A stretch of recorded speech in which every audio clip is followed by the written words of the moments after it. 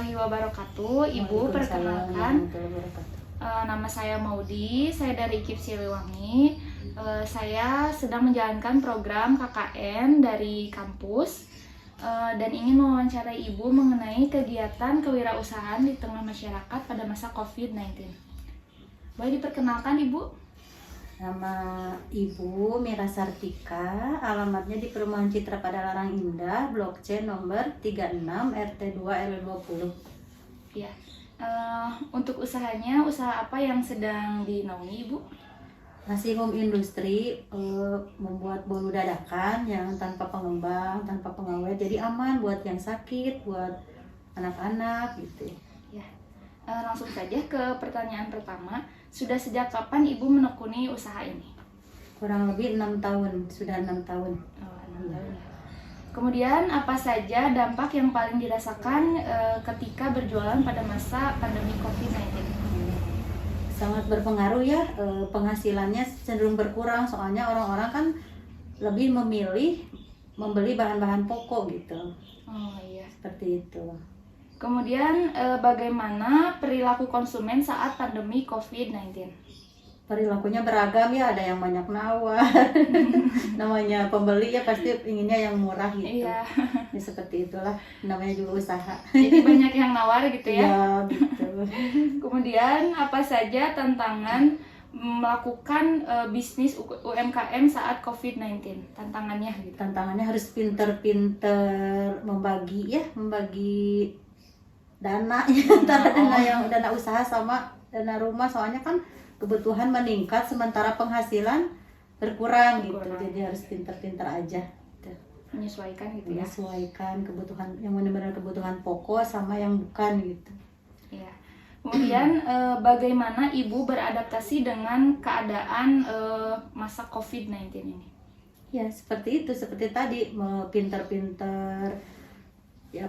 Jadi yang dibeli itu benar-benar kebutuhan pokok, bukan kebutuhan sekunder, tersier gitu ya. Iya. Benar-benar kebutuhan primer yang diutamakan gitu. Kemudian menurut Ibu, adakah dampak positif untuk bisnis Ibu dari pandemi, jadi dari masa pandemi COVID-19 ini? Dampak positifnya gitu. Dampak positifnya alhamdulillah, walaupun pandemi masih bisa mendapatkan penghasilan gitu ya. Iya. Gitu, seperti itu. Jadi masih alhamdulillah. Masih alhamdulillah ya, disyukuri, harus banyak bersyukur aja ya. Ya. Bagaimana strategi untuk bertahan bagi usaha sekarang gitu, agar bertahan dalam masa COVID-19 ini? Ya, alhamdulillah kan sudah berjalan 6 tahun ya.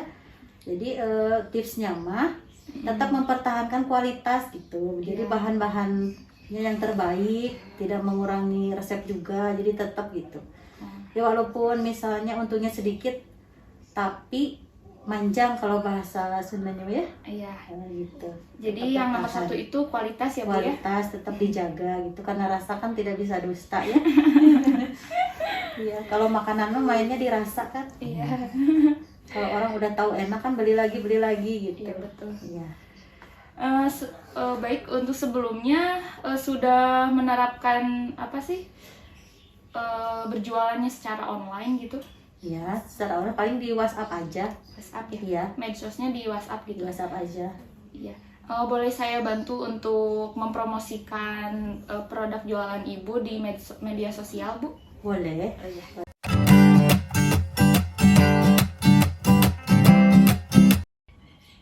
Nah, untuk aplikasinya, Ibu saya perkenalkan. Ini di Instagram saya mau mempromosikan produk bolu Ibu. Nah, caranya, misalkan nih di sini di feed ya Bu ya. Nah, ini masukin untuk bolu Ibunya, untuk foto produknya. Ini bolu ketan topping keju. Oh iya, sini ya. Ada deskripsinya ya. Iya. Namanya tadi apa? Bolu ketan Bolu hitam. ketan hitam. Topping keju. Topping keju. Nah gini. Misalkan, nah ini udah promosikan. Nah ini sudah terupload ya. Nah ini jadi bisa dipromosikan di media sosial seperti ini ya Bu. Yaitu Paling itu kalau dari saya. Ibu ada yang mau ditanyakan mengenai aplikasi ini gitu? Berarti harus install dulu ya. Iya, install dulu aplikasinya. Instagram. Kemudian ini mah di post ya Bu ya, di Ya. post gini di feed kita. Nah ini di story-nya kayak WA kan suka ada Iya. story-nya ya WA. Nah kita juga mau bikin story bisa. Story-nya nah ini. Oh, jadi selain di feed bisa di story juga Iya. gitu. Gitu. Misalkan tadi itu apa namanya? Bolu ketan hitam topping keju. Bolu ketan hitam, topping Keju keju. Terus di bawahnya misalkan harganya berapa Bu? 45. 45.000. Belum termasuk ongkir. Iya, 45.000 ya Bu ya. Terus misalkan lagi ada promosi gitu ya, gimana ya Iya. promosinya? Misalkan buy one get one gitu ya. Ada harga khusus Oh, untuk gitu. untuk membeli pertama aja misalkan ya Bu ya. pembeli pertama sama boleh. untuk menengok orang yang sakit. Oh iya, Iya. sangat mulia sekali. Jadi biar kebagian Boleh, pahala kan. Oh iya benar.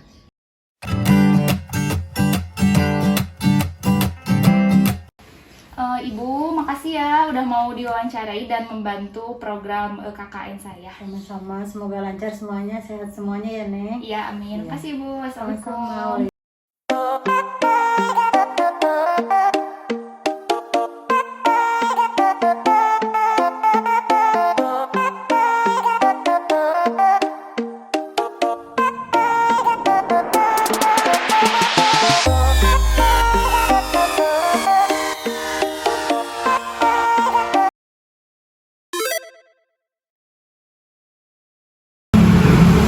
Assalamualaikum warahmatullahi wabarakatuh. Perkenalkan, nama saya Maudie Novita. Saya dari Fit Siliwangi. Saya sedang menjalankan program KKN. Biasanya itu mewawancarai Bapak mengenai kegiatan kewirausahaan di tengah masyarakat pada masa pandemi COVID-19. Boleh diperkenalkan namanya?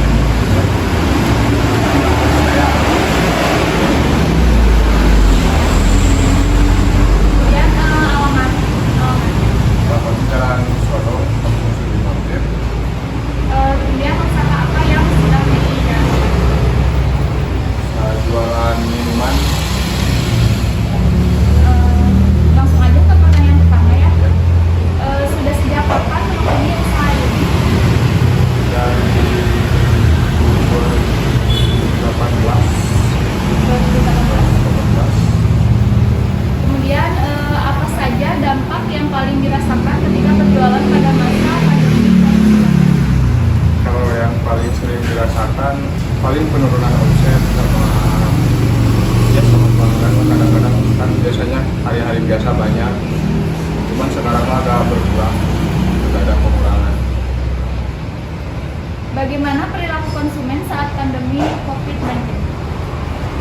Kalau perilaku dari konsumen sih kadang nggak begitu jauh dari hari-hari biasa, cuman ada juga yang kayaknya kalau ada kerumunan kan kadang ada yang sering komplain, kadang katanya lama bisnisnya gitu. Oh, jadi paling mantri gitu ya? Ya kadang-kadang kalau dianterin juga kadang-kadang ada yang nggak mau ngantri gitu. Oh, gitu. Kemudian apa saja tantangan untuk melakukan usaha UMKM ini pada saat pandemi COVID-19? Kalau dari tantangan sih paling kita dari jam operasional, kadang jam operasional dari jam 10 pagi sampai jam 10 malam. Kalau sekarang kan paling dibatasi sampai jam 8. Oh, dari jam berapa sampai jam berapa? Paling dari jam 10 sampai jam 8 malam. Ini mengikuti aturannya. Di aturan. Kemudian bagaimana Bapak beradaptasi dengan keadaan pandemi ini? Gitu? Kalau beradaptasi sih paling kita mulaikan dari apa ya? Dari kondisi sekarang aja gitu. Jadi menyesuaikan aja ya. Jadi beda dari sebelumnya itu. Beda dari sebelumnya. Kemudian menurut Bapak adakah dampak positif untuk bisnis Bapak pada masa pandemi ini? Dampak positifnya apa sih gitu? Kalau dampak positif apa ya?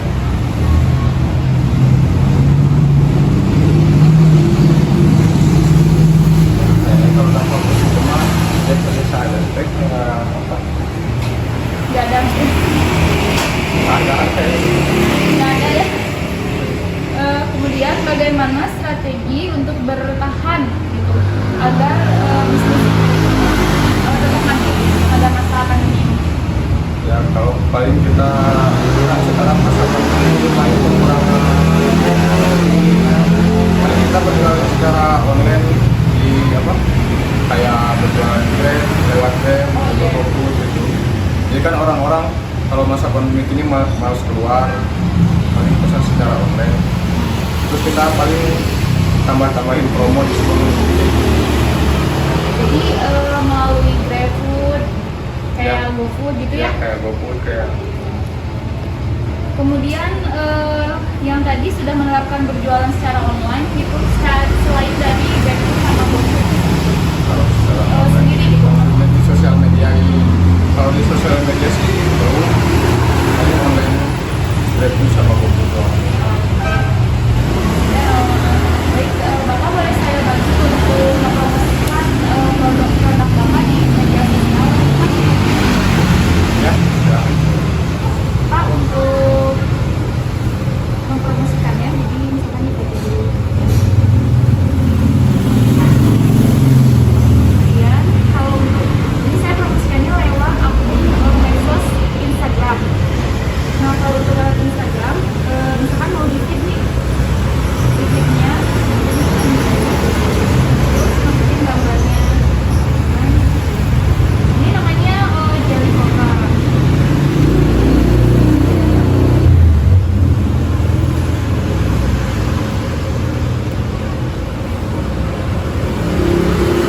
Sudah diaktif ya. Kemudian kalau di Instagram itu juga ada story gitu ya, sama kayak WhatsApp. Nah, untuk story-nya misalkan yang ini jelly popper, ini tuh apa? Oh, ini yang special lemon, yang ini yang rasa orange squash ya. Nah, ini buat story-nya. Nah, misalkan ini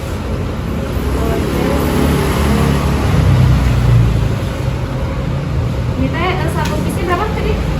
Mau